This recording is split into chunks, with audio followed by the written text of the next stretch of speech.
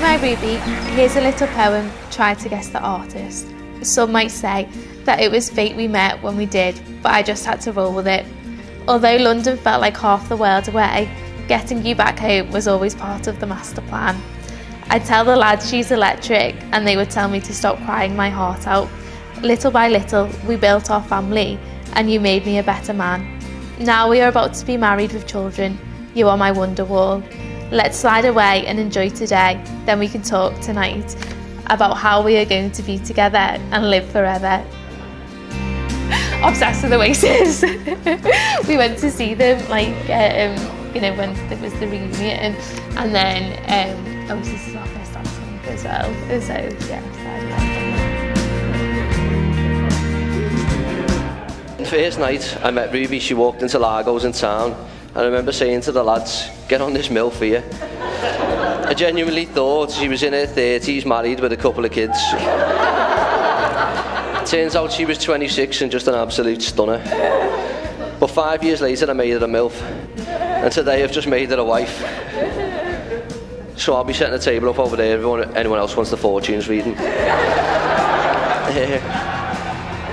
The night I met Ruby, I offered to buy her a drink, and after some persistence she gave in. And as I went to the bar, we made Sean, over here, he was like, no lad, it's my round, what do you want? So I was like, what, that you've got mine, I'm getting here one. He's like, it's my round, lad, I'll get it. And in the noise, I don't quite think he understood what I was saying, because he's like, why have you ordered 2 drinks? Ruby's wanting to walk down to her cousin's in Concert Square.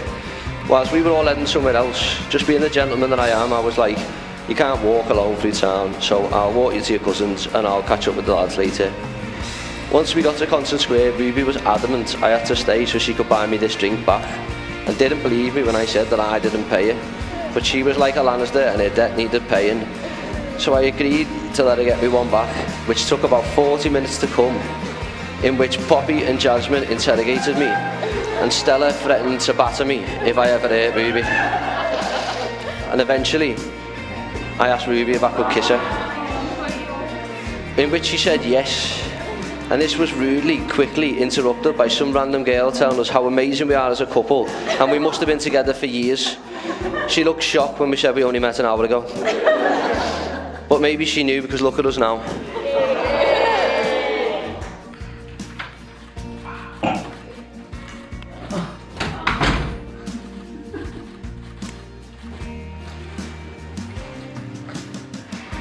It was whilst in London that Jane and I started to hear that Ruby was getting a visitor, Jack. The first time we met Jack was on a night out in Liverpool in an Irish pub in town.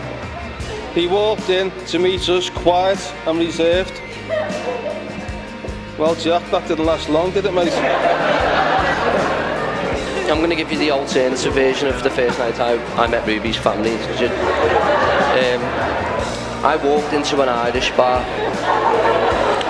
Poppy was pouring wine on some man's head. Mal and Nick were buying me 10 tequilas. And Jane, after a few Prosecco's, said to me, you do know Ruby lives in London. And it was this point I realised Ruby's not been telling her mum and dad that I've been going back and forth and staying with her.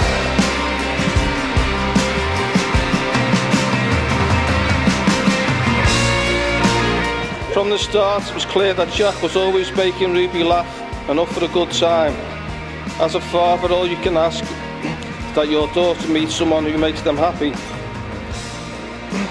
And Jack is the person for Ruby. Ruby's filled me and my wife Jane with pride all her life, but I've never been prouder than walking down the aisle today. From a little girl who used to dress up in high heels, pushing her pram round her close, you have become a very beautiful, caring, loving woman.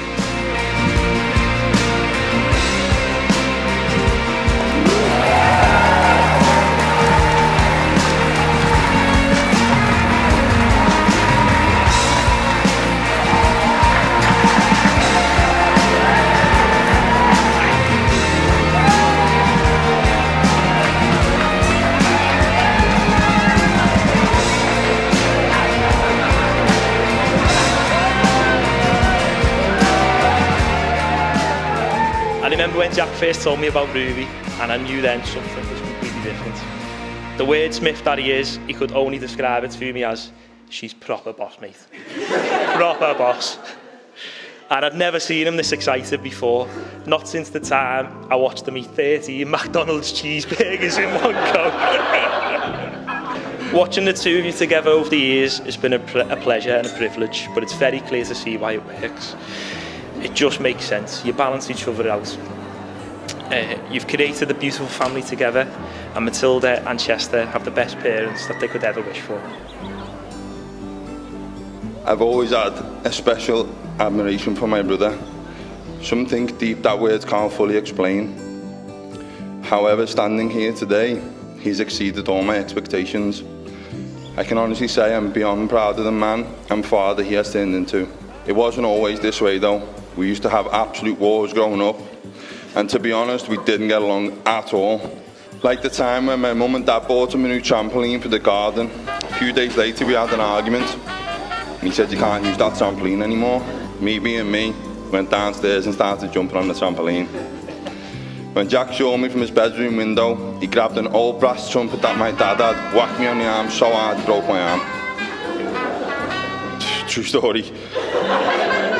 Whenever we fought, he would always run to dad and I would always run to mum. Dad would always defend him and of course mum would always defend me. It was a split dynamic in the family, even down to football teams. My mum is a red just like I am, and my dad was a blue just like he is. I think we can all agree I got dealt a better hand on that. Reading these memories back brings me so much joy and laughter. But unfortunately in life, all good things must come to an end. On the 19th of November 2009, we lost our father Cliff. Some things in life just don't make sense. However, it took many years, but as the years have gone on, I now understand why. It brought me and Jack together more than ever, as brothers, best friends, but more importantly as good sons to our amazing mum. Because without her we would not be the men we are today. You know what, Mum, you're a superwoman.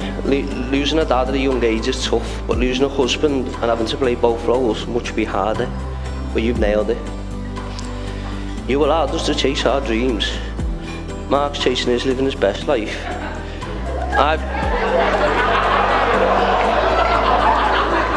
I've managed to make my dreams come true today, marrying Ruby and completing my family, and I hope that I've done you a little justice in finally giving you the daughter you've always wanted. Now a little small word about my dad. I know my dad would have absolutely loved Ruby, and he would have loved Matilda and our little dog. Knowing how much I always just wanted a simple life and a family of my own, if he could see me now and I got to tell him one thing, it would just be that, Dad, I've made it. In 2019, Jack met Ruby and their life began. They have an amazing bond, like two peas in a pod. He absolutely adores her. It's clear for everyone to see. Speaking of John and Jane, you have welcomed my brother, my mum and myself into your family, and for that I thank you. We really appreciate it and Jack truly thinks the world of you. When I met Ruby, I was at a point of going to every festival and gig, time of my life, and honestly, I didn't think I would ever find anything I loved as much as that. And then I found running.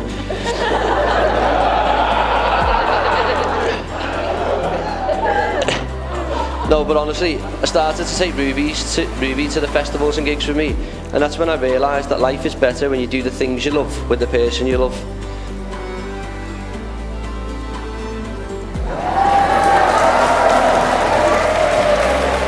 I think deep down I've always knew Ruby was the one for me, and I just had to convince her I was the one for her. But when I watched Ruby give birth to our little girl and become the best mother a man could ever want for his child, I found a new love deep down that I didn't think was possible, and that's what made me ultimately propose.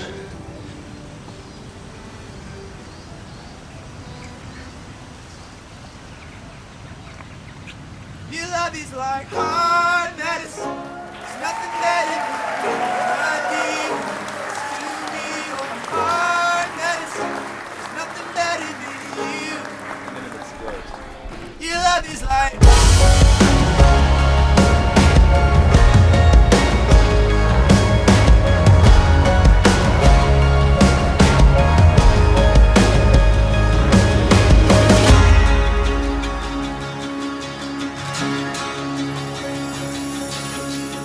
We've had so many amazing memories and moments together, and I can't begin to describe how excited I am for our new adventure that starts today. You're perfect in every way possible to me. I love you so much, and as cliche as it sounds, you have made me the happiest man in the world today, so thank you.